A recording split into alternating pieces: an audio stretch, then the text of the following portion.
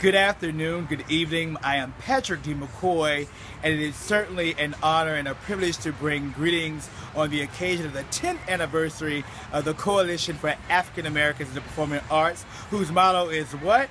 Bringing color to the classics. You know, CAAPA is one of these organizations that there are few and far in between that are doing the kind of work, the par excellence work of arts education in the community by bringing arts into settings that people and different demographics of people may not have the opportunity to have this kind of exposure. Partnerships with the Washington Chorus, partnerships with Washington National Opera, the Washington Performing Arts Society, just to name a few. And it takes the support of loyal followers and devotees such as yourself to enable this work. And we certainly want to thank the board and the executive director, Terry Allen, for her vision with such an organization as this. Again, we salute CAAPA on its 10th anniversary and bringing color to the classics, and we look forward to more years in this endeavor.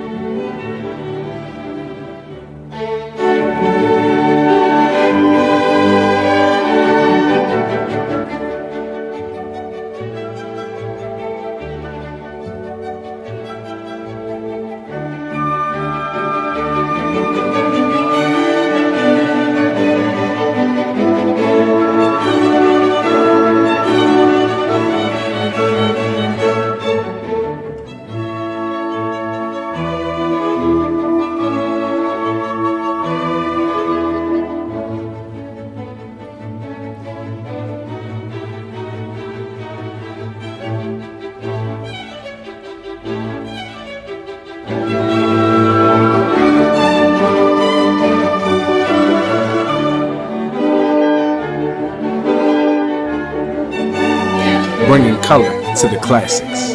Bringing color to the classics. Bringing color to the classics.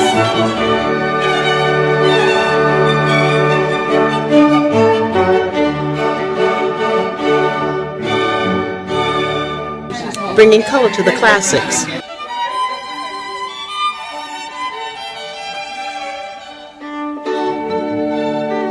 Born out of an idea 10 years ago to give back to the community, Victor Simonson and his sister Pamela Simonson, along with the mother Terry Allen, came up with the concept of CAAPA.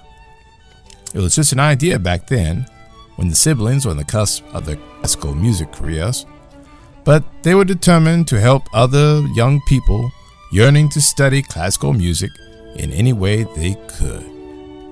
After all, they too, as young students, had been the beneficiaries of a variety of different organizations, including their church home in Roosevelt, New York, a suburb on the south shore of Long Island, just 20 miles east of New York City.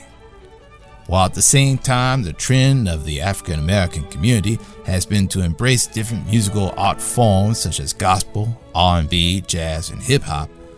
As children and teenagers, Victor and Pamela loved musical theater like Phantom of the Opera and classical music. They began studying, and their school and family encouraged them. As they grew in the love for classical music, the community, church, and organizations such as the NAACP Act Soul, Jack and Jill of America, Alpha Kappa Alpha Sorority, Delta Sigma Theta, Omega Psi Phi Fraternity, 100 Black Women, 100 Black Men, the Lynx, Daughters of the American Revolution, Long Island Philharmonic, local theater companies, and many more started to pay attention to their talent and sought them out for performances, scholarships, and the like. It was in this environment they thrive in learning, studying, and growing in the classical music field, and it continues to this day. Both brother and sister have a career in classical music, with Pamela performing with opera companies including the Washington National Opera, San Francisco Opera, and the Chicago Lyric, and Victor serving as a pianist and musical director for venues including the Kennedy Center, Arena Stage, Center Stage, and more. Over the past 10 years, a coalition of African Americans in the performing arts have been mainly family members and friends partnering with other musical artists organizations in the community. It was this season, during their 10th anniversary, when CAAPA decided to take it up a notch, and that they did.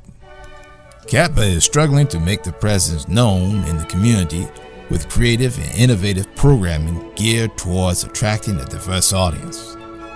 Programs such as paintings, poetry, Puccini and pasta, Rossini on the rooftop, the Gershwin and Grits brunch cruise, and the 8-year-old pre-caucus reception held on the eve of the Black Congressional Caucus. CAAPA's groundbreaking programs have attracted a myriad of curious people wondering, how does classical music really fit into our community? Maybe I should check it out. In fact, nearly 60% of the CAAPA audience has never seen an opera on stage before, heard a symphony orchestra, or engaged in a classical music concert. Outside the annual Messiah, African Americans shy away from classical music performances, and even that many times is like pulling cat's teeth, which is one of CAAPA's goals: audience development. Growing an audience is difficult, but with the promise of taking CAAPA to another level with its innovative programming and partnerships, CAAPA will bring new arts lovers into the fold. But it doesn't end there.